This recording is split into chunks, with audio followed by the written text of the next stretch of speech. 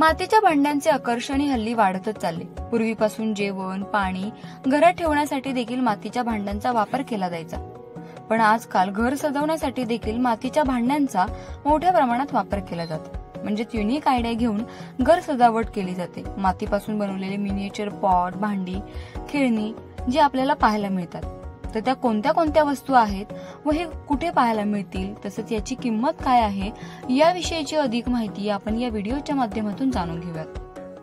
ज्ञानेश्वर कुंभार, मी 20 वर्ष आले मी हा धंदा करतोय।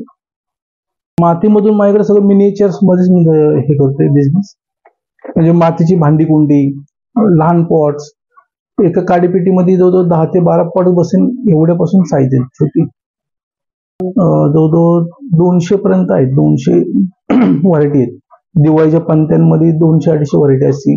पॉट्स मध्ये प्रत्येक प्रकारचे 40 ते 45 प्रकारचे पॉट्स असतात। बॉटल असते माझ्याकडे हँडमेड, जग असतात, लहान मुलांची खेळण्यातली भांडी, परत तांब्या, फुलपात्र, भातुकलीतले सगळे प्रकार ते असतात। अजून हे असतात वारकरी सेट असतात। 12 बोलू ते 350 रुपयापासून आहेत आणि वारकरी 400 पासून जसे घेऊन तसे रेट असतात। ते माझ्याकडं 25 रुपयापासून पॉट्स आहेत छोटा, तर ते लास्ट 150 पर्यंत माझ्याकडे। खूप मोठी साईज माझ्याकडे केली जात नाही, 150 पर्यंत मी करतो। हे लोकेशन वंदे मातरम मित्र मंडळाच्या बॅक साइडलाच आहे, DL दारू फिश मार्केटच्या समोर आर्ट्स म्हणून आहे।